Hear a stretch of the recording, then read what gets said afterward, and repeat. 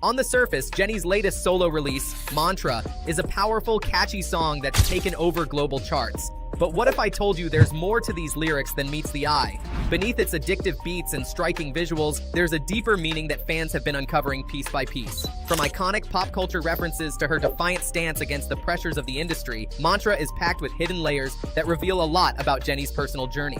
Today, we're diving deep into Mantra to uncover the truth behind its lyrics and the real story Jennie might be telling us through the song. Stay till the end to hear about the shocking interpretation that fans have missed, including a clue that could reveal more about Jennie's next move as a solo artist. The Mantra music video opens with a scene that's left fans buzzing. Jennie, decked out in a school uniform, sits in the back of a car as two Asian men drive her to school. Sound familiar? Fans quickly picked up on this as a nod to the 1998 Hollywood film Rush Hour, starring Jackie Chan and Chris Tucker. In the movie, a similar scene unfolds where a young girl is chauffeured to school, protected by bodyguards, as she represents a key figure in the film's storyline. By referencing Rush Hour, Jennie isn't just paying homage to an iconic film, but is also making a broader statement about Asian representation in Hollywood.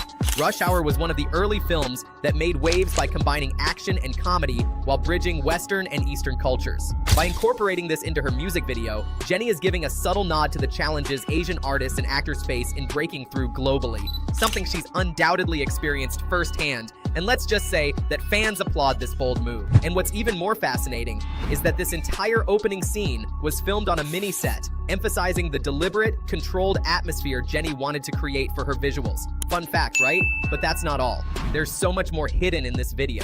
Are the references purely nostalgic? Or are they a way for Jennie to make a deeper statement about her identity as a global star? Let's dive further into what Mantra reveals about her. Right into it, the song starts with an intense beat that pulls you right in, setting the tone for what's to come. This isn't just another pop anthem. Mantra has a fierce energy, but what's truly compelling is how Jennie plays with her lyrics. Right off the bat, she drops lines like, the phrase, "I'ma defend her," suggests she's had to shield herself and her fellow members from the criticism they face daily, especially in the toxic environment of K-pop, where fans and netizens alike don't hesitate to hurl hate at idols. Jennie, who has often been at the center of various controversies, could be hinting at her personal responsibility to protect those around her, whether it's her fellow BLACKPINK members, her family, or her own mental health. But it doesn't stop there. The line, "Pretty girls don't catch no strays," is Jennie's way of challenging the notion that just because she's beautiful or famous doesn't mean she never gets targeted. She's flipping the narrative, saying that people might think she's just a pretty face, but she's not here to take anyone's unnecessary hate or drama. This is a declaration that she's no longer tolerating the slander that follows her everywhere, especially on social media. Now, I know that it's not just me when I say that it's clear from this opening verse that Mantra is more than just a song. It's a statement given by its personal tone. But why now?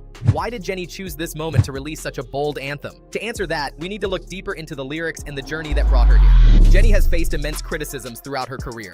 From accusations of favoritism to harsh critiques about her stage presence, Jennie's career has been peppered with online hate. One notable instance occurred when rumors began circulating about her relationship with BTS's V in 2022. This rumor alone led to a massive storm of hate from both Blinks and ARMYs, who were quick to criticize Jennie and speculate about her private life. Her social media accounts were flooded with negative comments, questioning everything from her professionalism to her worthiness of being a BLACKPINK member. Yikes, some fans just really lack respect.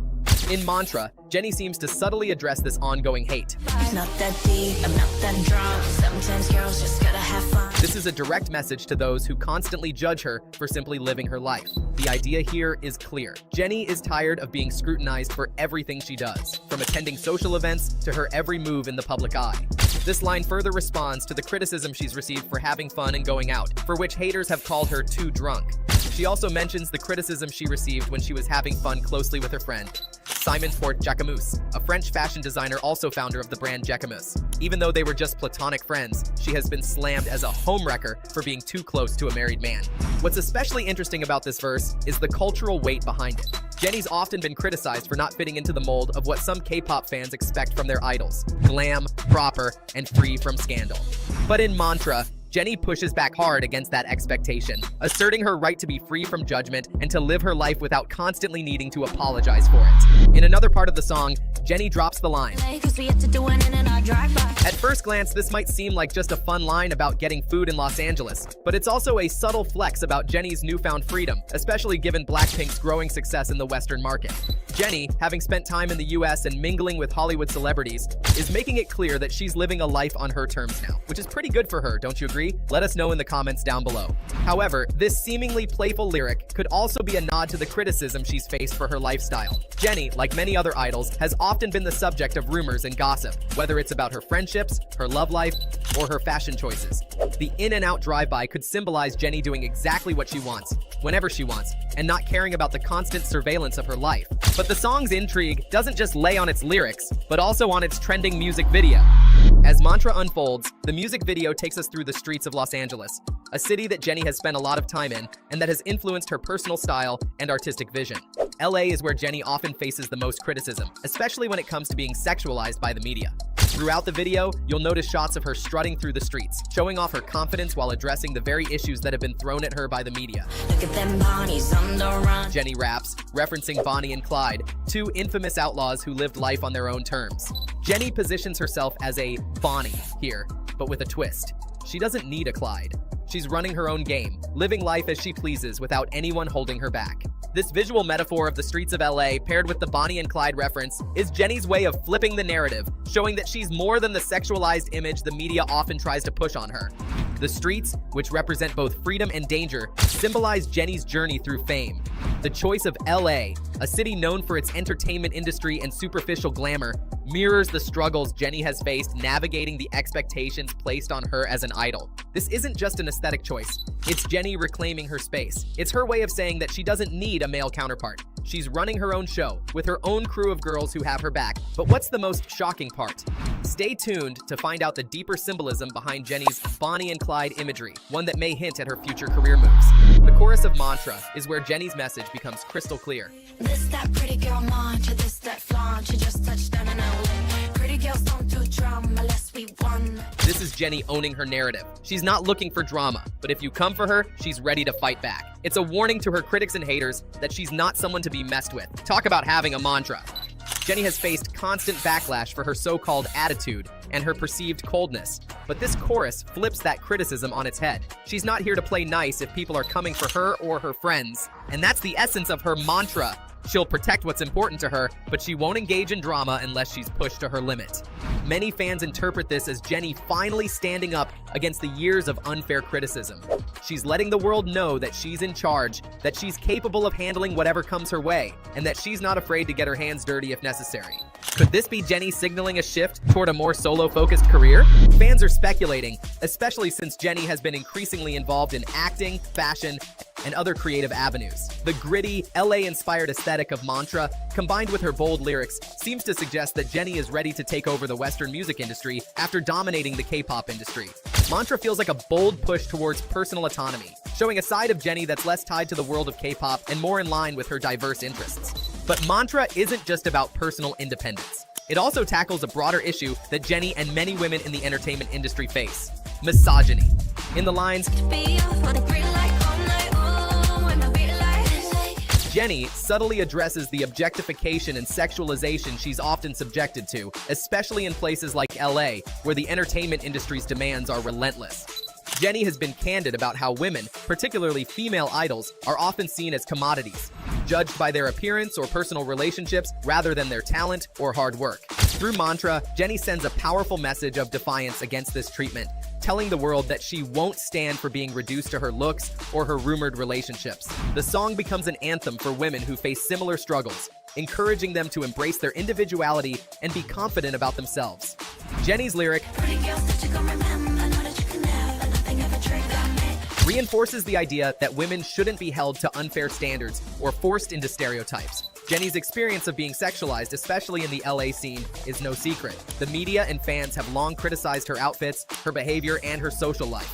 Yet, through Mantra, Jennie tells her listeners, particularly women, that they don't need to fit into a box. She stands tall at 5'4" specifically, not just for herself, but for all women facing the pressures of societal expectations. So, what does Mantra really tell us about Jennie? It's a bold statement, a personal anthem, and a call for empowerment. Through this song, Jennie addresses the misogyny, scrutiny, and judgment she's faced as both an idol and a woman in the spotlight. Mantra is more than just a catchy track. It's Jennie's declaration of independence, her way of taking back control of her image and her story, not just for herself, but for all women in the world. What makes Mantra so powerful is that Jennie isn't just speaking for herself. She's speaking for anyone who has ever been told they're not enough, anyone who's ever been reduced to their looks or relationships, and anyone who's ever had to defend themselves against unfair criticism. Through Mantra, Jennie encourages her listeners, especially women, to embrace their true selves and live free. And here's the big question. Is this just the beginning of a new era for Jennie? Could this song be the gateway to more solo projects that push the boundaries of what's expected from a K-pop star? Only time will tell, but one thing is for sure. Mantra has cemented Jennie's place as an artist who isn't afraid to speak her truth, no matter the cost. Let us know your thoughts down in the comments below. And of course, check out my other videos on my channel for more K-pop on K-Talk. See you again soon.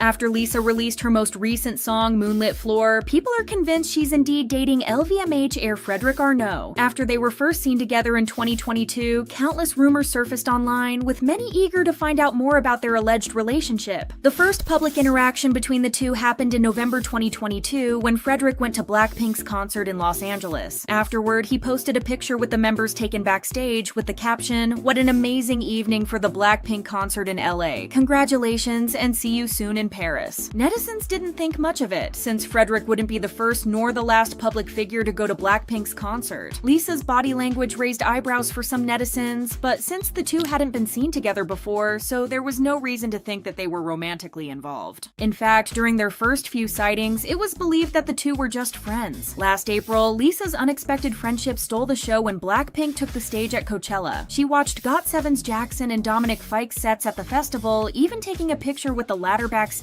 met up with Billie Eilish, and even took a picture with Tyga and Peter Utz. Interestingly, Frédéric was also at the iconic Pinkchella after-party photo location, but since he wasn't pictured alone with Lisa, many didn't pay attention to him. However, months later, the two were seen hanging out again, now in Paris. The popular site Shoot in Paris shared a video of her dining at a restaurant, but due to the angle of the video, you couldn't really see who she was sitting with or talking to. Then another clip came out, now taken from a different angle, which revealed Frédéric sitting right next to her. It was then that people started suspecting that there might be something more between the two. Some insisted that it was possible that the two were just friends and said that Lisa should be allowed to have friends of the opposite gender without people jumping to conclusions about the nature of their relationship. Others thought that there must be a reason that the two were hanging out so much, and according to them, it wasn't because they were friends. What truly mattered to them wasn't the connection between the two, but Lisa's happiness above all. On July 12, 2023, rumors of them dating gained traction once again when major Korean news outlets like Sports Kyunghyang, Jungang Ilbo, and Mail Kyungjae all reported on them. Based on the video of the two dining together, the media came to the conclusion that the two were in a relationship. The news spread like wildfire, and people had different reactions to it. Many were taken aback that Korean news picked up on the rumors so late, especially since Western media had covered the alleged romance months earlier. A few thought that Frédéric wasn't good enough for Lisa and that she could do much better. Others asserted that the rumors were false and that the two were nothing more than friends who had happened to hang out together at a restaurant. They just didn't see dining together as proof of a romantic relationship, pointing out that Lisa is very social, so it's unreasonable to assume every guy she spends time with is her boyfriend. Some even believed that YG Entertainment was behind the rumors, as many pointed out that BLACKPINK's contracts were nearing their expiration at the time. Throughout the next month, the rumors circulated heavily among fans, but there was no official confirmation or response. True to form, neither YG, Lisa, nor Frédéric addressed the speculation, letting people buzz with speculation and theories. Then, in August, Lisa shared vacation photos from what appeared to be Zakynthos in Greece. Along with stunning images of herself, she included shots of the beautiful scenery and a video of the boat going through the rocks. Even though the pictures were unassuming, netizens made some connections between her post and that of Frédéric Arnault's sister-in-law, Geraldine. A few days earlier, the latter had shared a post on Instagram featuring similar pictures, particularly highlighting the rock formations like those in Lisa's photos. This led to assumptions that she had gone on vacation with with the Arnault family. Shortly after, Frédéric posted some photos of his watch that seemed to have been taken in Italy, and not long after that, Lisa shared her own pictures, which were also supposedly taken at the same location. Despite all the proof of her being part of the Arnault family getaway, some speculated that Lisa's trip was actually organized by Bulgari, the brand she represents as an ambassador. This speculation grew when a photo of Bulgari CEO Jean-Christophe Babin appeared online, showing him seemingly at the same location Lisa had taken pictures in. When netizens asked about the rumors, he responded that while Lisa was always welcome to join them, he was actually on vacation with his family, not with her. A few days later, a netizen spotted the two sitting together on a couch at a private airport in Los Angeles and took a picture of them. It was rumored that Lisa had taken Frédéric's private jet from New Jersey after BLACKPINK wrapped up their Born Pink Encore concerts at the MetLife Stadium, and they flew to Los Angeles together. The picture fueled the rumors even more, but neither party addressed anything. While they weren't obligated to clarify, it was clear they were either dating or spending a lot of time together for no apparent reason. Whatever the nature of their relationship was, it was clear that they were very supportive of each other and their endeavors. When Lisa performed at Crazy Horse in Paris, Frédéric showed up with his parents and brother to support her. Over the months, the rumored couple was seen together frequently, whether that was at a restaurant in Paris, a football game, museums, shopping for expensive items, public events, banquets, and cities like Miami and Monaco. Whenever they were spotted, crowds of people and journalists would gather around them, eager to snap photos for proof of a romance between them. Despite the attention, Lisa and Frédéric appeared unfazed, acting as if they were alone and showing plenty of subtle affection for each other. For example, Frédéric would hold an umbrella over her head, loan her his loyal bodyguard, and show up to her shows and concerts. They also gave more obvious signs about the nature of their relationship, and it was related to their phone cases. It started when Frédéric posted a picture on his Instagram story where he's seen holding his phone to his ear from the time he was in Italy. The phone case is visible, and while it's obvious that there's something written on it, Frédéric made sure to cover it with a white heart. However, it was assumed that his case had Lisa written on it. In fact, it seems like the two have matching phone cases with each other's initials. On January 29th of this year, a photo of Lisa went viral online, showing her taking a selfie with dancers from her 2024 Gala des Peces Jaunes performance in France. Lisa posted a picture of the team together but cropped part of it, which didn't raise much attention. However, later on, a YGX dancer shared the uncropped version but quickly deleted it when he realized Lisa's phone case, with the initials FA visible, was in the shot. Lisa continued posting photos with her phone case, always careful to hide the writing on it. However, in some clips or footage captured by others, the engraved FA on her case was clearly visible. Frédéric seems to also have a case featuring Lisa's initials, which has been spotted in several videos and photos. Initially, both seemed cautious about keeping these hidden, but now they appear unconcerned. In fact, they even went as far as to kiss in public, or at least it's thought so. On May 26th, Lisa and Frédéric both attended an event in Monaco, as seen in clips circulating online. Over a week after the event, a hashtag about the two went viral on Weibo. One particular video showed them dancing together and having a good time, though the original poster also claimed they were spotted kissing at the event. The video was captioned, "Expressing their love to the utmost," with a hashtag reading, "Lisa and LV's third son kissing at a banquet." The video itself is blurry though, and fans argued that it doesn't support the claim that they were kissing or the viral hashtag's meaning. Whether a kiss happened between them or not, it was argued that it wouldn't matter since the pair had made their supposed relationship clear from the very beginning. Over the months, the alleged couple interacted with each other frequently, both in public and on social media. Frédéric and the entire Arnault family have shown public support for Lisa's music, liking nearly all of her posts. In early August, they even went on a vacation together along with her. Specifically, on August 8th, Getty Images shared new pictures of the family enjoying their vacation, and even though she wasn't looking at the camera, netizens quickly recognized Lisa by her hair and style. Then, the alleged couple were spotted together once again later in the month. Lisa boarded a plane to Hawaii after she celebrated BLACKPINK's debut anniversary, and just a few days later, on August 15th, a fan took a picture of the two at a restaurant. Even though nothing particularly interesting happened on this outing, fans were still happy to see how much the two see each other every time Lisa is overseas. They also met in New York once, being pictured at a restaurant together. Despite all the sightings and outings, the supposed couple have never as much as acknowledged their relationship, let alone confirmed it. It seemed like the two operated with the mantra private but not secret. They were open about being together and didn't mind if people knew, but they didn't want anyone digging into their personal lives any further by confirming their relationship. However, this changed recently with the release of Lisa's newest song, Moonlit.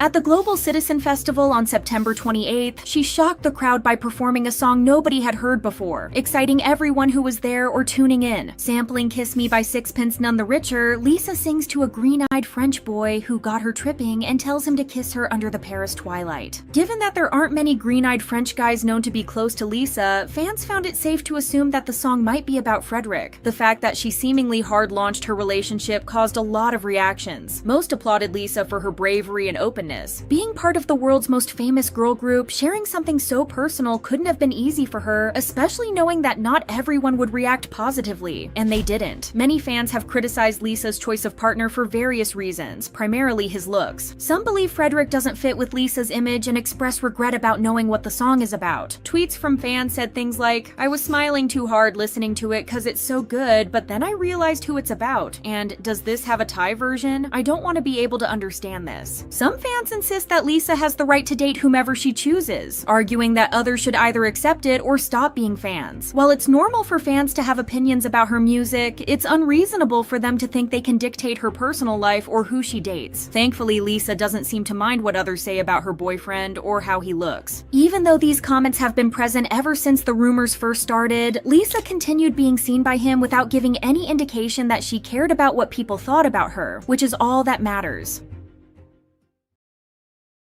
Lisa's solo career outside YG Entertainment has been controversial, especially after her disappointing performance at the 2024 MTV VMAs. This also had people wondering, is she fit for the international music scene, or is she going to be always overshadowed by her K-pop background? Although sticking with YG Entertainment would have been the safest choice, Lisa chose to go solo in November 2023. After starting her solo career, she founded her label Loud and is set to make an appearance on HBO's The White Lotus. She also signed with RCA Records and released her first song under her new label Rockstar, which sparked significant backlash. So far, people have accused her of blackfishing, paying Thai shop owners a small amount to close early so she could shoot her music video, and engaging in unfair practices like payola. She was also accused of plagiarism by Gabriel Moses, the director of Travis Scott's Fine, who claimed that her team copied one of the scenes he had worked on. The first post was made on July 4th when Moses pointed out the similarities he saw between the Fiend and Rockstar music videos. In particular, he highlighted a scene from Rockstar that showed Lisa and her dancers dressed in all white, which resembled a similar scene in Fine. The situation escalated when Moses revealed that Lisa's team had actually reached out to his editor first, who refused to assist, but the scene in question was still used. He gave Lisa and her team until the end of July to respond to his complaints before he took any action. However, by mid-August, there were no further updates from either side, suggesting the issue might have been settled privately. Moses has resumed normal posting, and Lisa's career seems to be back on track. Whether the whole thing was resolved or not, it put a dark stain on Lisa's career, one that still gets pointed out 2 months after the issue was first brought up. She gained some positive attention with her release of New Woman, featuring Rosalia, but things took a downturn again after her performance at the VMAs. Lisa's VMA appearance was more controversial than one would have thought, and it all started from the moment she was nominated. Lisa received 4 nominations at the award show: Best K-pop, Best Choreography, Best Editing, and Best Art Direction. While her solo career had been successful up to that point, the nominations caused a bit of a commotion. One of the issues was the timing. Rockstar came out on June 28th, but the VMA eligibility window closed on June 20th, leaving many confused as to how the song even qualified. However, the biggest problem was that the entire song was in English, yet it was nominated for Best K-pop. People were quick to point out that Lisa wasn't Korean and that the song didn't even fit the typical K-pop mold, so why was Rockstar even being considered for the award? The commotion only grew when Lisa actually ended up winning the award over songs like BTS Jungkook's 7, NCT Dream's Smoothie, Stray Kids La La La La, New Jeans Super Shy, and TXT's Deja Vu. With this win, she also became the first soloist in VMA's history to win the Best K-pop award twice. Lisa expressed her heartfelt appreciation in her acceptance speech, acknowledging the significance of Rockstar as a special project following Lalisa. She thanked her labels and her fans for their continuous support, emphasizing how much the award meant to her. This win, as historic as it was for Lisa, started a lot of debates over how someone could win a K-pop award with a song that isn't even K-pop. A Twitter user said, "No hate to Lisa, but she made her official solo debut under her own label. She created her label to be global. She's not even making K-pop music anymore. How did she win?" Well, that's the fault of the award shows rather than Lisa. Normally, the song would be in Best Pop, but considering that Western award shows have a tendency to shove Asian artists into the K-pop box even when their music doesn't fit, it's not surprising that both Rockstar and Jungkook's 7 were are included. Instead of truly recognizing these artists' impact on the music world, putting Seven and Rockstar in the best K-pop category seems like a way to sidestep giving them proper acknowledgement in more mainstream categories. The most plausible explanation is that the VMAs realize K-pop's huge appeal, so they know that nominating K-pop artists will draw in viewers, as fans are likely to tune in just as soon as their favorite artist's name is involved. However, keeping K-pop separate from mainstream categories limits these artists' chances to compete with other big names in the industry, even if they deserve it. The real controversy around Lisa's VMA appearance wasn't just the nomination or the win, it was her performance, which some people felt fell short of expectations. At the event, Lisa took the stage for a solo performance, delivering a mix of new woman and rock star alongside a group of dancers. Lisa, often praised as one of BLACKPINK's standout performers, had high expectations surrounding her performance. However, based on the reactions, it seems many were left disappointed. First, there was a lot of criticism over Lisa allegedly lip-syncing at the performance. The backlash didn't even come from K-pop stans, but from international viewers, who were confused as to why Lisa couldn't sing live, especially when the song wasn't challenging to perform. Some netizens went as far as saying Lisa didn't even try to lip-sync properly, barely moving her lips to the song. One commenter expressed disappointment, noting they didn't expect her to sing live, but had hoped for a strong stage presence and captivating choreography. Instead, they found the performance lacking in both areas, suggesting she struggled to bring the same energy without the other members. Another user mentioned that Lisa was pretty bad, to be honest. If you're going to lip sync, do it with energy and dynamism, which was missing. She was sluggish the whole performance. The feedback from online users paled in comparison to the harsher criticism she received from media outlets. For example, Billboard ranked all the performances of the night, and in their opinion, Lisa's was the worst. Their review pointed out that her solo performance didn't quite hit the mark this time despite Lisa's past success with choreography and visuals. They mentioned that New Woman felt lacking in energy, and while Rockstar had solid choreography, it didn't leave much of an impact. The New York Post went even further, naming her performance the worst of the night and delivering even more scathing criticism than Billboard. They commented that after Paris Hilton introduced Lisa with her signature line, "That's hot," Lisa's performance was anything but impressive. They went on to say, "This K-pop singer was more of a K-flop when she performed with an army of dancers who couldn't save her from the pure cheesiness that left us all wondering how she even got the invite." Following these reviews, many argued that the performance was disappointing. They stated that Lisa should have treated it as an international stage rather than just acting like she was performing on a music show, and should not have relied entirely on lip-syncing. Critics also mentioned her stage presence and energy were lacking, suggesting she might have counted on the dancers to carry the performance instead of bringing more effort herself. It seems like people have generally agreed that the reason why Lisa is failing to break in the West, despite the fact that she's considered a strong performer in Korea, is because the standards are very different in the two industries. In Korea, excelling as a performer and being decent in other areas is often enough for idols to succeed. But internationally, just having a good stage presence isn't enough to stand out or capture the attention of a broader audience beyond the K-pop community. Some also argued that Lisa had dumbed down the choreography to make it more TikTok-friendly, and that she seemed uncomfortable on stage. They suggested that she struggled with performing solo after being used to sharing the spotlight with 3 other people, especially during stage transitions. Someone compared Lisa to performers like Britney Spears, noting that when Britney lip-synced in the past, she at least managed to give an energetic and emotional performance. They suggested Lisa might need more training and practice before performing live again, which isn't something she would hear if she was still active as an idol or as a member of BLACKPINK. Western artists often lip-sync too, but commenters argue they do it more subtly and know when to sing live versus when to lip-sync. Lisa's fans, however, feel that both critics and the public are being overly tough on her. Attendees at the event shared videos of the performance, with fans insisting that Lisa's vocals were heard clearly. Sure, the backtrack was a bit loud, but you could still hear Lisa singing. A fan even wrote crazy how she sounds exactly the same as the track, like I wouldn't blame them if they thought she was lip-syncing. Many of her fans pointed fingers at the VMAs for how the performance turned out. They said the backing track was too loud, drowning her actual voice, and criticized the camera work for missing key moments of the choreography, making her stage presence appear weaker. A Twitter user noted that the camera often zoomed out, focusing more on Lisa walking around rather than the details of her performance. In these conditions, it's no wonder that her performance looks so not Lisa. We're used to seeing her command the stage, whether she was alone or surrounded surrounded by dancers, so watching the VMA performance was as if we were watching someone completely new. Lisa and her team haven't commented on the criticism, but it seems she was too busy enjoying the night to worry about it. She dazzled in various gorgeous and expensive outfits, took the stage at an award show as a non-YG artist for the first time, and even spent time with pop icon Tyla. She's clearly focused on having fun and expanding her music career with new songs and collaborations, so the reactions to her performance were probably the last thing on her mind.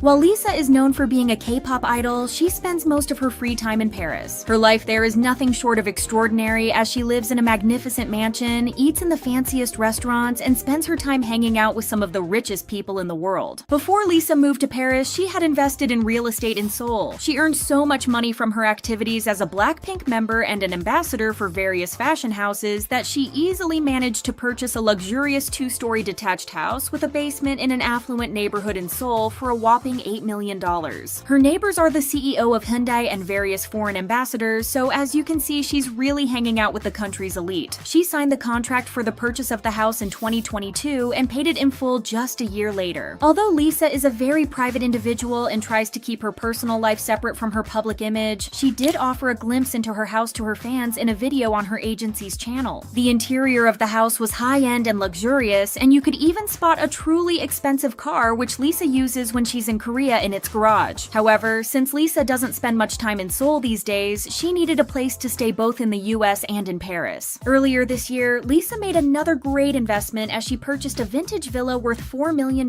in Beverly Hills. It's a luxurious villa which she uses when staying in the US for her promotions, collaborations, or other work-related activities with her US label RCA Records. The 4-bedroom villa has a huge terrace with trees and a wonderful swimming pool. Although the house had gone through a renovation before Lisa purchased it, it still has the feel of a well-used villa with just a slightly modern twist and offers her peace and quiet. Although she's super busy these days, Lisa spends almost every minute of her free time in Paris hanging out with her alleged boyfriend Frédéric Arnault and his family. If you have never heard of the Arnault family, they're one of the richest families in the world, and Frédéric is an heir to wealth that most of us cannot even imagine, as his father has founded LVMH, a conglomerate that overlooks the most luxurious fashion houses and brands in the world. Frédéric's father, Bernard Arnault, established the company in 1987, and as of 2024, the company is worth $380 billion due to them having brands such as Tiffany, Dior, Louis Vuitton, Fendi, and others in their portfolio. Frédéric's father has been titled the 3rd richest man in the world this year, so you can only imagine what lavish lifestyle his family truly lives in. But how did Frédéric and Lisa even become an item? The two have been rumored to be in a relationship ever since 2023, so this is not a new thing, but the official first time they met was in 2022 when Frédéric attended BLACKPINK's concert in LA. However, it's possible that they knew each other even before, because the connection the two have is that the BLACKPINK members have been ambassadors for multiple brands controlled by the Arnault family. Although rumors like these usually take over the K-pop world, in this case, their relationship kind of became like a known fact without it actually ever being confirmed, and that's because neither side ever actually addressed it on their own. The first time the public ever saw the two alone without the rest of the group was in May 2023 at the Bulgari Mediterranea High Jewelry event in Venice. What started the rumors was that the two seemed to be extremely close and were seen enjoying their time together. They were smiling, giggling, and looking at each other as if they were in love. The photos came out beautiful, so it's no wonder that the two got immediately embroiled in dating rumors. Then in July, the paparazzi caught Lisa on a romantic date in Paris with a mysterious man. Apparently, the man in question was Frédéric, and judging from the photos she was shining, it's safe to assume that he's making her very happy with his presence and that they get along really well. Their situation was further developed into an alleged romance when they were spotted in August 2023 in a private airport lounge in Los Angeles. Apparently, they boarded Frédéric's private jet and spent their time together after Lisa finished the Born Pink concert at the MetLife Stadium with BLACKPINK. Just a week before that, though, Lisa was spotted in Greece on a surprising vacation. She posted beautiful photos on her Instagram, but her fans immediately went through the profiles of the Arnault family members and noticed something very interesting. Frédéric's brother Alexander was at the same spot as Lisa at the same time, even taking the same pictures as her. Alexander was there with his wife, and so it was immediately concluded that this was a double date. Lisa and Frédéric flew together to Greece to hang out with his brother's family. At that point in time, it was obvious that the two were a thing, and no matter how much people tried to paint it off as they're just friends, this no longer really seemed likely because they were hanging out together every chance they got. Ever since then, Lisa has been spotted with Frédéric on numerous occasions, and they even attended an event together. What's more, he always makes sure that she's safe. Frédéric's personal security and bodyguards keep an eye on Lisa at all times during her travels, as they have been spotted following her around Paris and also making sure she wasn't harmed at the airport. When Lisa's contract with YG ended and she moved to France, Frédéric's bodyguards were waiting for her there to secure safe transportation for her. Their relationship seems to be thriving, and whenever Lisa's in Paris, her life there looks more like a dream than reality. She enjoys the city to the fullest despite her celebrity status, which is very refreshing to see. She and Frédéric were spotted on a romantic stroll through Paris with ice cream in their hands as they visited the Rodin Museum together, which Lisa indirectly confirmed by posting photos from there. When they're not going around the city, they hang out with Frédéric's and Lisa's friends at luxurious restaurants. For example, a photo of the two of them sitting side by side enjoying red wine with friends leaked online in June 2024. Interestingly, when Lisa had her cabaret performance in Paris last year, Frédéric supported her all along and invited her to a congratulatory dinner after the performance was over. They dined at a prestigious restaurant that serves food priced sometimes even at $7,000. The fact that Frédéric stood by Lisa's side all along during her performance at Crazy Horse Cabaret made many people believe that he truly loves her and would support her career choices no matter what. It's been rumored that he and his family even attended the performance to show their support. What's more, he also personally attended Lisa's performance at the Le Gala des Pièces Jaunes charity concert, which once again showed their close bond and how they enjoy their time in Paris together. However, an outstanding thing about Lisa's life in Paris is where she stays and what she wears when she's there. Since Frédéric's family owns multiple properties that look more like a castle than a house, it's safe to assume that Lisa sleeps like a princess when she's spending time with him at his place. Frédéric's father lives in a grand house with private gardens, a pool, a court, and much more. What's more, the family owns Leonardo da Vinci's old residence and a vineyard in Milan, among many other one-of-a-kind properties. But since Lisa is hanging out in such high-end places, it's only fitting that she wears outfits worth thousands of dollars every single time. When in Paris, Lisa looks like she's starring in a movie rather than just living her life. She wears labels from head to toe and wears some of the most unique designer pieces ever. And while Lisa's fashion usually costs a fortune, you can get pieces similar to hers in a more affordable way on Fashion Chingu. Fashion Chingu offers you a wide selection of clothing inspired by numerous K-pop idols. When searching for your new back-to-school look or a cute outfit, you can go to fashionchingu.com and filter the clothes by your favorite idol, group, or occasion. Not only will you see when the idol wore the clothes, but you will be able to select amazing pieces for affordable prices. So go to fashionchingu.com now and grab some nice clothes like this top that Lisa wore in her Rockstar music video. Everything points to Lisa being the happiest girl in the world when she's together with Frédéric, and especially when the two explore Paris together. To give you a better glimpse into how precious their relationship is, Frédéric allegedly sent Lisa's father a special gift for his birthday. In a photo from the birthday party celebrating Lisa's father, she can be seen holding a gift box from Tag Heuer, a watch company whose CEO is Frédéric himself. Allegedly, Frédéric sent her father an expensive watch, although he wasn't in attendance, but it solidified the rumors of them going strong as a couple. It looks like Lisa truly found the one, as they were also seen on a date in Japan together in April earlier this year and on a family vacation with the Arnauts this summer. They had their own private yacht, and it looks like they accepted Lisa as part of the family already. It's refreshing to see Lisa not being bothered by the rumors and not wasting her time releasing official statements about her relationship. What she does with her personal life is nobody's business, but it's truly amazing to see her shine. Who knows, maybe one day she'll have the most beautiful wedding that has ever graced Paris.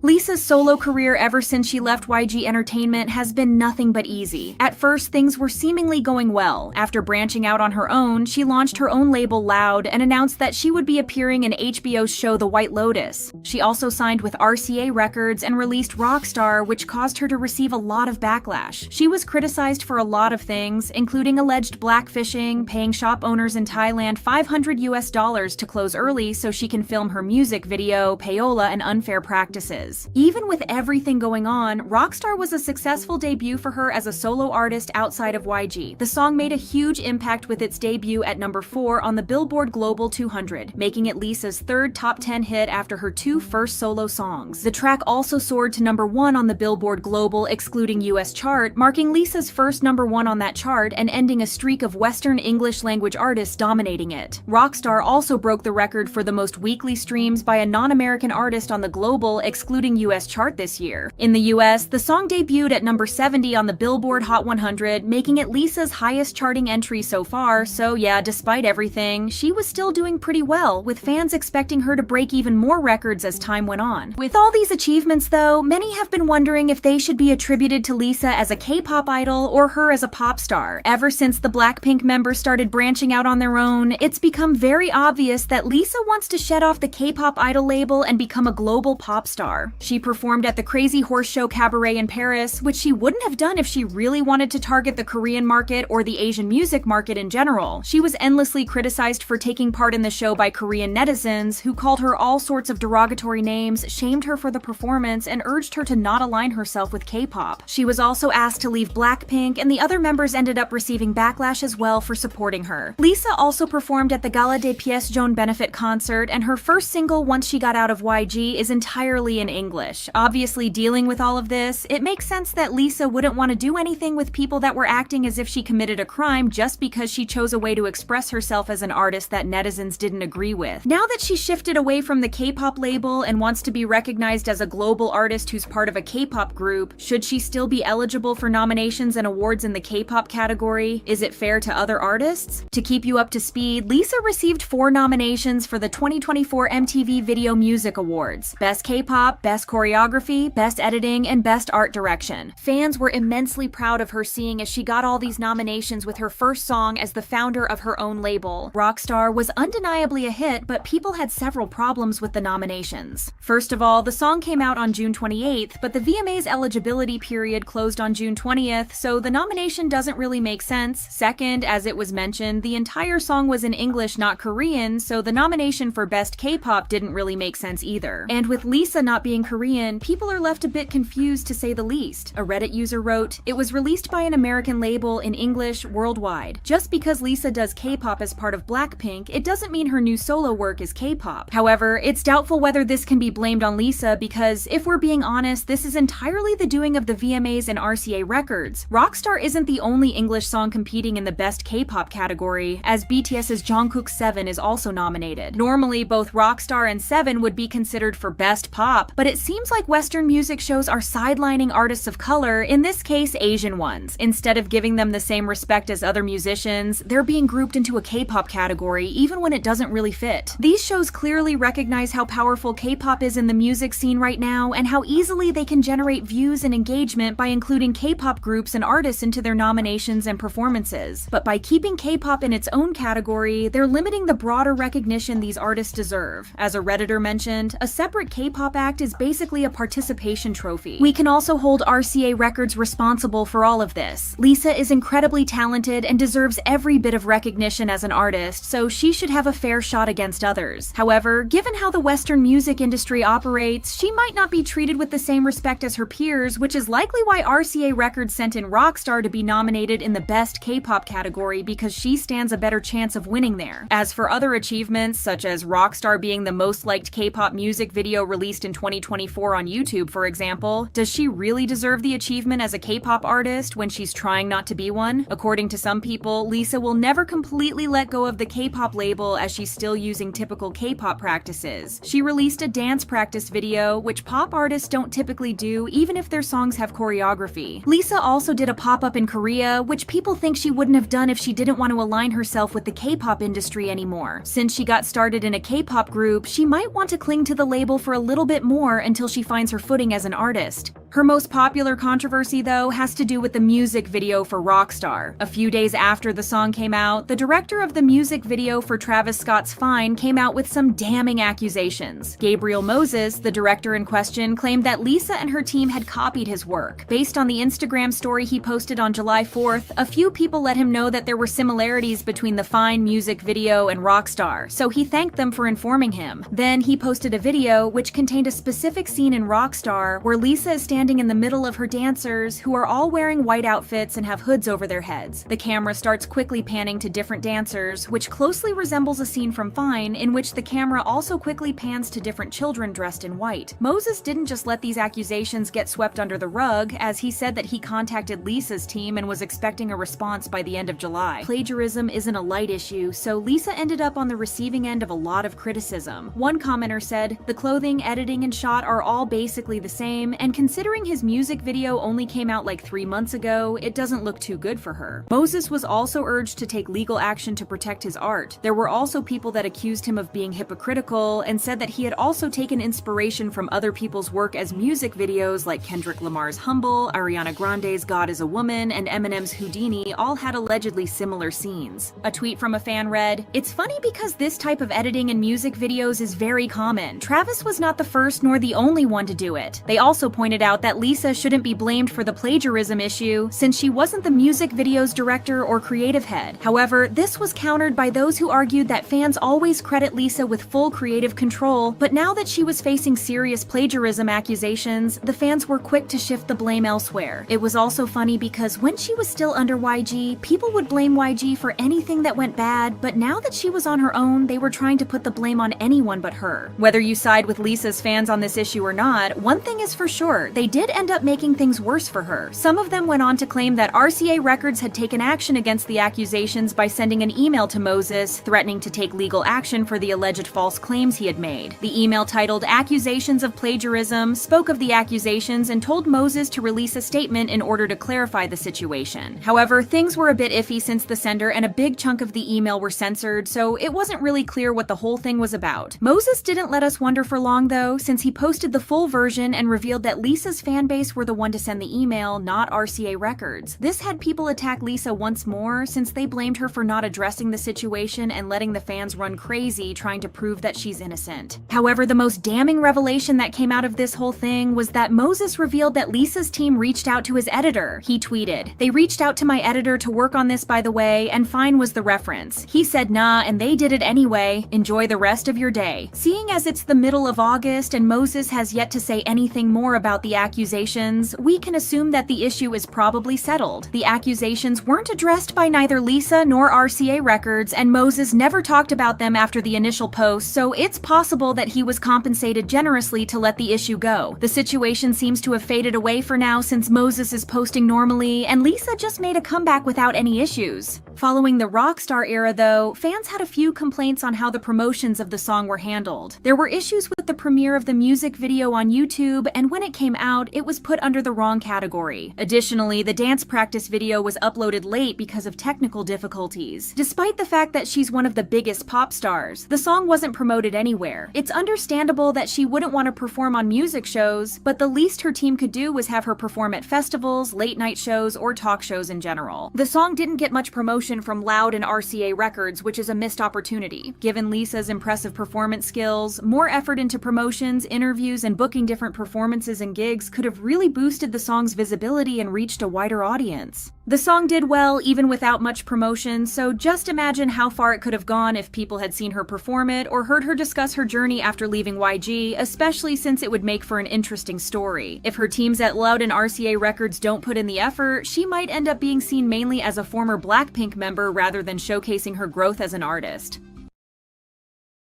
Ever since the members of BLACKPINK decided to leave YG Entertainment, fans have been waiting to see the routes their solo careers will take, and the girls didn't disappoint. While her bandmates have yet to release any projects of their own as soloist, Lisa has taken quite an interesting career path. However, even before she started her own agency and took the first steps towards her solo career, it was obvious that Lisa would be focusing her solo career overseas rather than in Korea. Her performance at the Crazy Horse Show Cabaret in Paris, the purchase of a luxury home in Beverly Hills, and her performance at the Gala des Pièces Jaunes benefit concert all suggested that she would be focusing on her solo career and targeting a Western audience, which turned out to be true. So, in February of 2024, Lisa launched her own label called Loud, and the promotions for it started right away as photos of her Billboard ads in major cities like New York, Los Angeles, Singapore, and Bangkok started circulating online. Then she started getting projects left and right. At first, it was confirmed that she would appear in the third season of the HBO series The White Lotus. Since the series would be filmed in Lisa's home country Thailand, it was very exciting to hear that she would be a part of it. It's not yet known what role she will hold or the importance of her character to the storyline, but the anticipation remains high. It was refreshing to see Lisa not being tied down to the occasional comeback and red carpet appearance, but fans were still waiting for new music to come out. Then Lisa joined RCA Records and started hinting at a collaboration with Grammy-winning artist Tyla, so fans were anticipating her to break all barriers with her upcoming songs.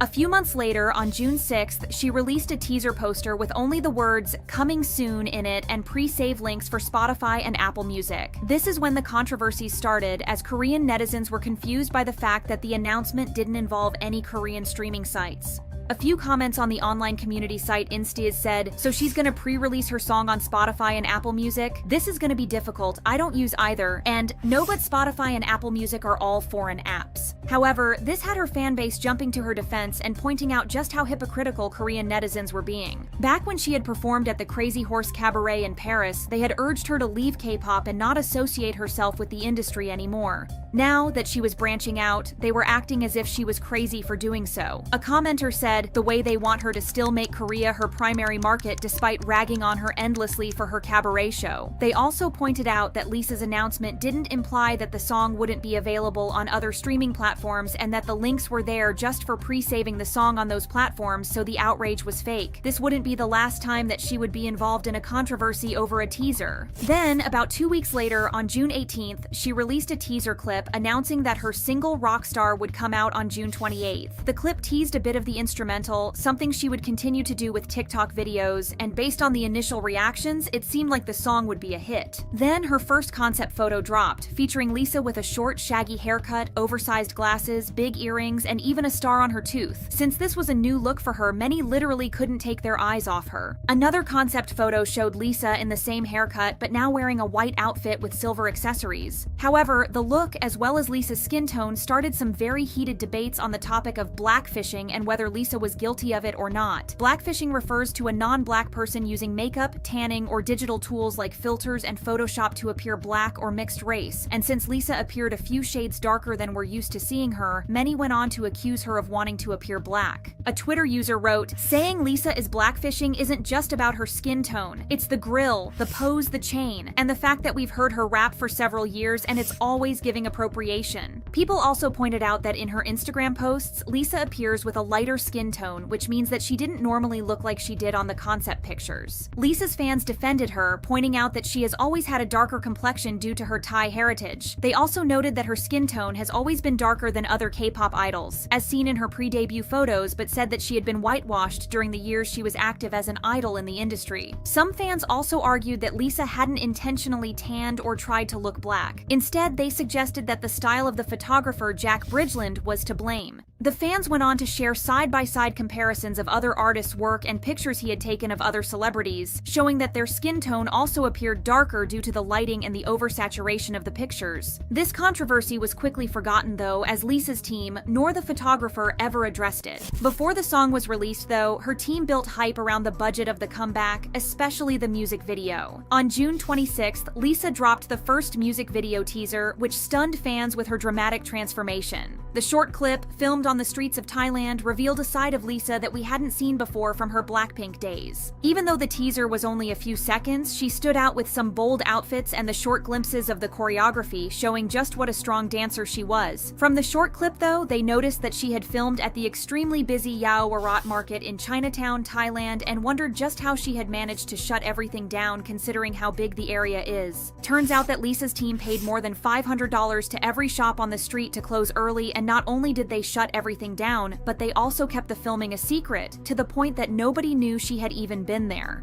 The exact number of stores paid wasn't detailed, but it's likely that it was a big number of them given how close they are to each other along the same street. A local netizen mentioned that their relative's store, which wasn't even directly shown in the video, received the same amount of money. Unfortunately, even this generosity by Lisa was taken in a negative light. Once the news came out about Lisa paying the shop owners, many wondered why she didn't give them more money, especially considering how rich she is. They said that she could have given a lot more money to them since it wouldn't affect her wealth in any way. A user replied with, "That's not enough money. She's so greedy." Others highlighted that Lisa's donation amounted to a significant sum in Thailand, emphasizing that while $500 might appear like a small amount in the US, it holds a lot more value in Thailand where living costs are lower. Locals noted that as of January, the minimum daily wage in Thailand was approximately $10, which means that they get around $300 per month. So considering the news, Lisa's contribution to the Yaowarat road shop owners is double the monthly earnings of many Thai workers, money which they got within just a few hours. The fact that the street was included in the music video is probably also going to attract tourists as well, which will lead to the shop owners earning even more. So there's no loss overall. The song was officially released as planned on June 28th, and Lisa made quite the impression.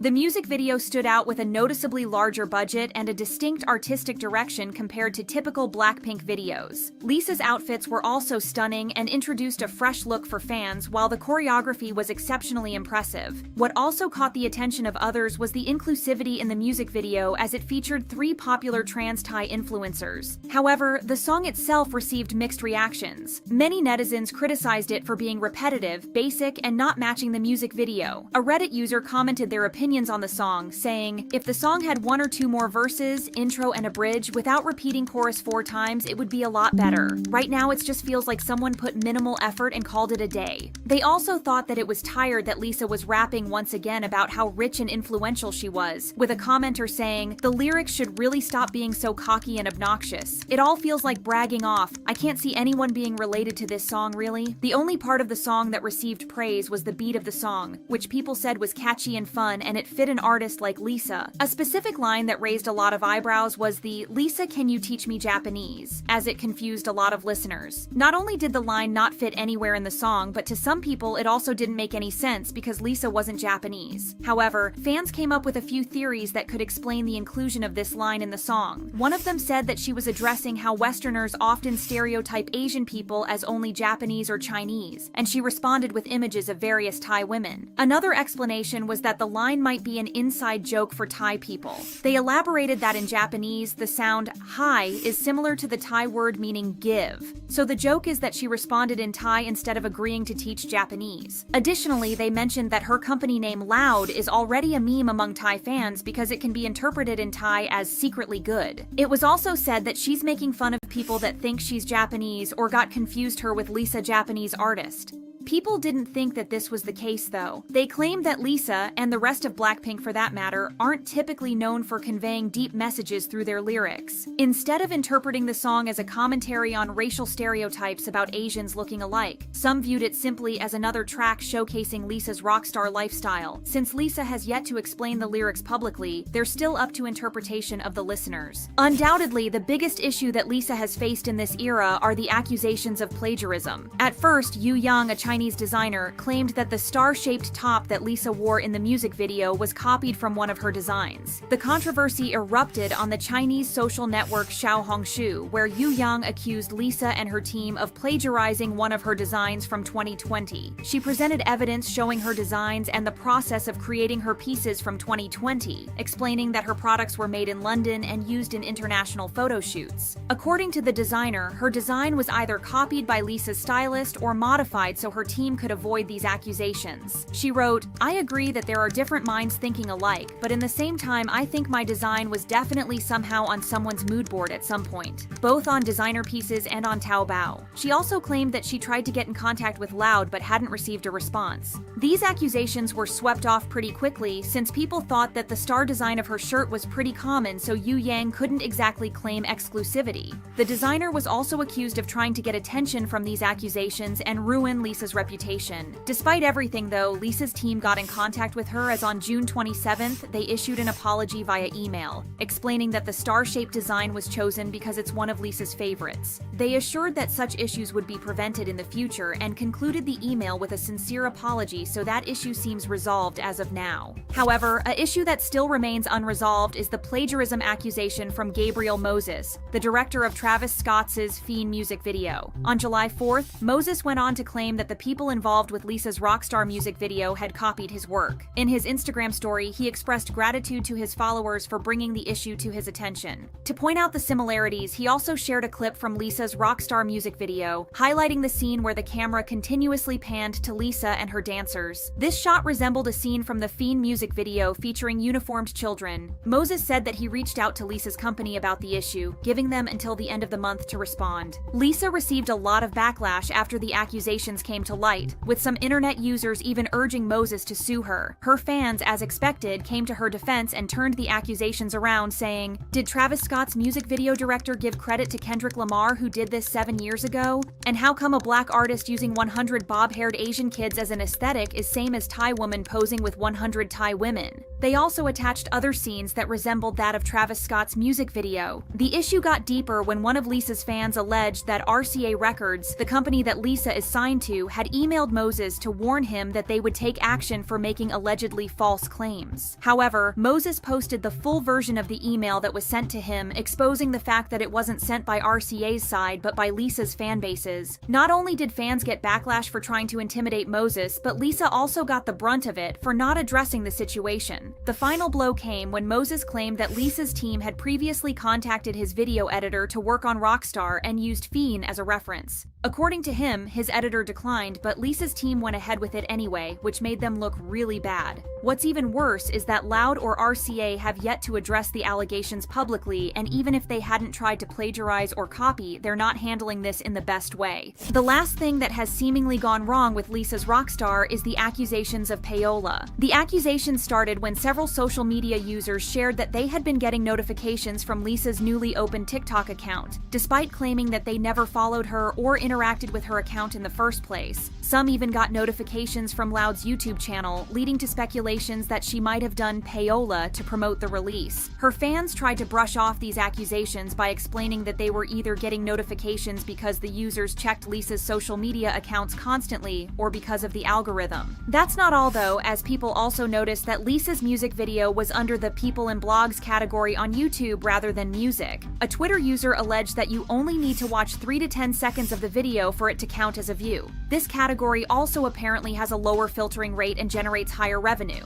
Another user then said that the videos in the music category typically earn around 70 cents per 1,000 views, whereas those under People and Blogs earn about $3.40 per $1,000 views. Based on this, Loud's channel made $102 million on the first day. If it had been tagged under the correct category, they would have earned $21 million. A Reddit user disapproved of this, writing, "Hopefully Billboard wouldn't allow streams from this on their charts. This is the definition of fraudulent." However, this accusation was disproven in just a few hours. A Lisa fan cited multiple sources explaining that regardless of the category, YouTube counts a view as long as a video is watched for at least 30 seconds in total. This 30-second watch time can be accumulated over several views and doesn't need to be continuous. Fans also talked about how it didn't make sense to accuse Lisa's team of cheating the YouTube system to earn more money when YouTube would have caught on to it and not let them get away with it. There were also accusations that she had used streaming farms to increase her Spotify streams in Thailand, but there was nothing confirmed. Despite a relatively messy era though, Lisa seems pretty unaffected by the controversies. She has announced new music, has joined the 2024 Global Citizen Festival lineup, and Rockstar has debuted at number 70 on the Billboard Hot 100, which makes it her highest charting solo songs. Since she seems to have found her footing with her music, it's sure that her comeback is going to do even better, so make sure to tune in when it comes out.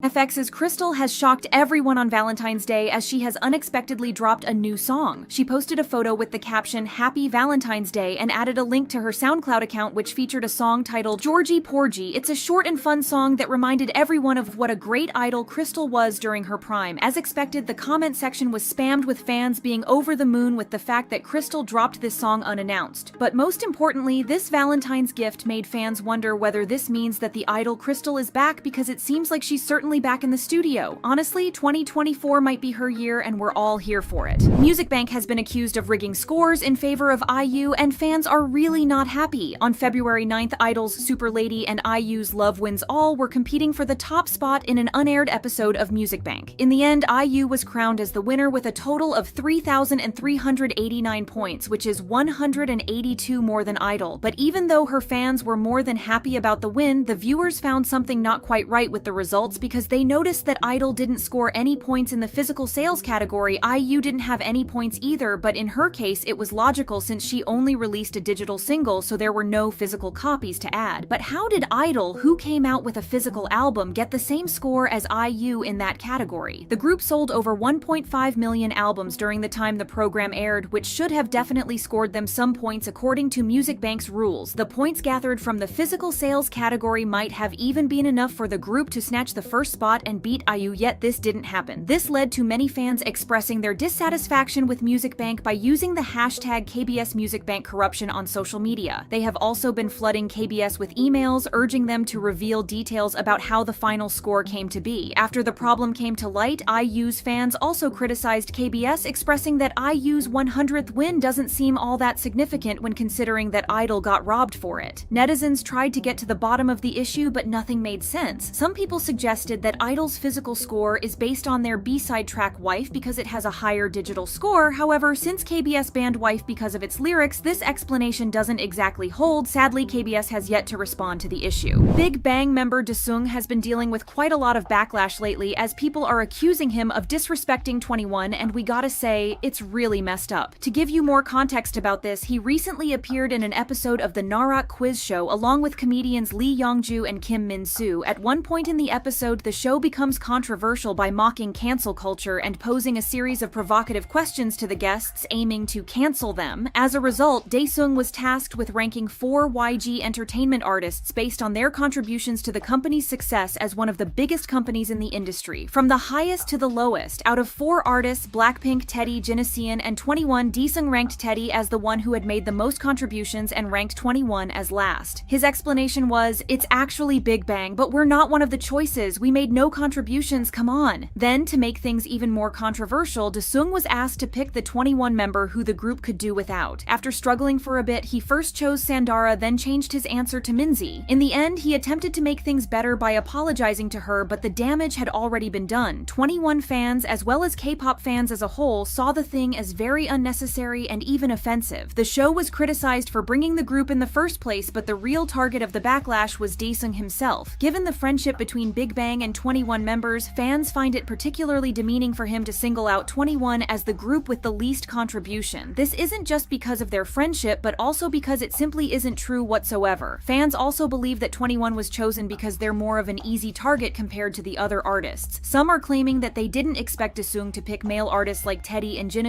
because of misogyny, but that might be a stretch. He couldn't pick BLACKPINK either because he would be lying through his teeth and then be torn to shreds by the fandom, which left him with 21. It was even more insensitive considering that the girls were consistently underestimated by YG Entertainment and Yang Hyun-suk himself. Adding to the frustration, Daesung is a close friend of the members, fueling anger among netizens. They wondered why the interview didn't mention anything about Bigbang in this case, with one netizen mentioning, "They could have made so many questions just from Bigbang alone, but they literally omitted Bigbang from everything." Commenters even guessed that he told the hosts not to ask anything about Bigbang, which could be very likely. As the netizen said, there's so much to talk about Bigbang, yet they bring 21 and other YG artists unnecessarily into the conversation. Others theorize that he only mentioned 21 because it would be easier for him to explain the situation to the members, and because he assumed that they wouldn't be as offended since they're close. They argued that Minzy and Daesung have a sibling-like relationship, so of course they would bicker and be jokingly mean to each other. Some netizens also said that people are getting offended for no reason, especially since the show that Daesung was on is known for being controversial. One of their comments included, "This is the concept of the Narak show, it's to cancel people. No, you need to watch the show instead of just looking at some GIFs." As other netizens mentioned, if the show wanted to be really controversial, they could have talked about Bigbang, their scandals, and criminal history, and not pick on other groups. In other news, Red Velvet's Joy isn't one to stand around and tolerate disrespect from others, and she proved that by clapping back at people who have been shaming her for her weight. She appeared as a special guest MC in a recent episode of Animal Farm, charming everyone with her humor and lovely personality. In the show, the host discussed phrases that might make people uncomfortable during family get-togethers, especially around Lunar New Year. They looked into the challenges of holiday gatherings in Korea, talking about the money stress from traditional customs and gift-giving. They also talked about how family members can unintentionally say things that might not be well received, which might be a thing that everyone is familiar with. Joy had a lot to say about this, as she expressed how much she didn't like people nitpicking at her but making it seem like they were complimenting her. She mentioned that relatives have a way of turning simple updates into lectures, especially pointing out how they often bring up questions about body weight. She said, "People often tell me that even though I am pretty now, I'd be prettier if I lost weight," and Joy tells them that she can take care of her own weight. She stated just how little she liked these so-called well-wishing comments, mentioning that they often end with the patronizing phrase, "It's all for your own good." We can all relate to Joy's complaints in some way or another, but it's even more insane to consider that someone like Joy is getting comments on her weight when she's very healthy and looks amazing too. Even if she didn't, it's still very annoying to have your own family members criticize you about your looks and then be patronizing about it. Lastly, let's talk about the BLACKPINK members and their future plans as soloists. More specifically about Rose and Lisa. All the BLACKPINK members have already started their own paths to become successful solo artists. Jennie, Lisa, and Daesung have all founded their own companies. Jennie opened Odd Atelier and even announced that she was working on her new album. Daesung joined Blisso, which is the subsidiary entertainment startup of her brother's company, and it seemed like she has been mostly focusing on her acting career. That left Rose as the only member we knew nothing about. We didn't know what company she joined or if she was planning to release something in the future. We were aware that she was working on music if we were to judge by the pictures she posted in the studio, but outside of that, there were no updates. Well, until now. On February 11th, on the day of her birthday, Rose opened a broadcast channel on her Instagram account. She thanked everyone for their birthday wishes and acknowledged that she'd been away for some time, but said that it was for a good reason. She wrote, "I've been working really hard on some things that I'm really excited about. I cannot wait for you all to hear everything. We don't want to sound too excited, but it really seems like she's going to be releasing music and she's going to be doing it very soon." As a gift to her fans, she treated them to a preview of a new song which she wrote herself called Vampire Holly. She shared that she'd been working on the song since last year, and even though the title was still tentative, she was doing her best to make a better appearance when she came back this year. Even though she shared only about 20 seconds of the track, the song sounded amazing and it really showcased Rose's sweet voice. To make things even better, she asked fans for recommendations for her fandom name, telling them that she was reading through the suggestions, raising anticipation for future updates regarding her solo career. So, to say that fans were excited would be an understatement. Rose has always been known to have a strong passion for music, so it was frustrating to witness her limited opportunities to pursue her musical interests during her time with YG. We have some exciting updates about Lisa as well. Since establishing her own agency, Loud, it looks like she's already making efforts to promote herself and build her presence outside of the K-pop industry. On February 13th, it was reported that Lisa will be starring in the third season of the HBO series The White Lotus. According to Variety, Lisa will be credited in the show under her own name, Lalisa Manabal, but her role is currently unknown. Since the upcoming season of the show is set in Thailand and HBO are reportedly partnering with the country's tourism department, it makes sense that Lisa was cast, but we're very excited to see her as an actress.